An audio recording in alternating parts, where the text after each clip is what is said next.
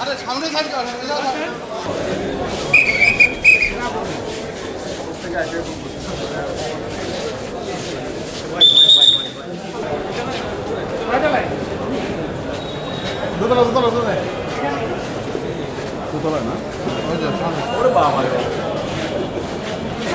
পিছনে দেখেন, পিছনে খেয়াল করেন, পড়ে যাবেন।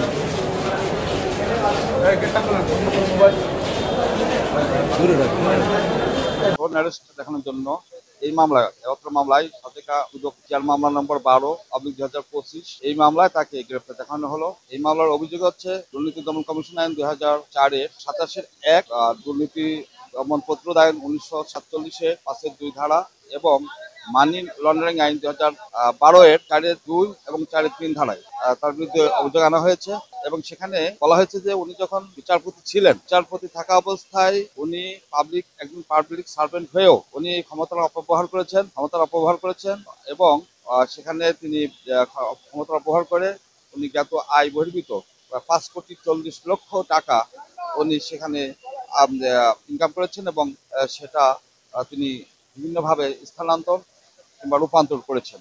সেই অভিযোগ এনে তাকে এই মামলায় আজকে সন্দেশ করা হলো।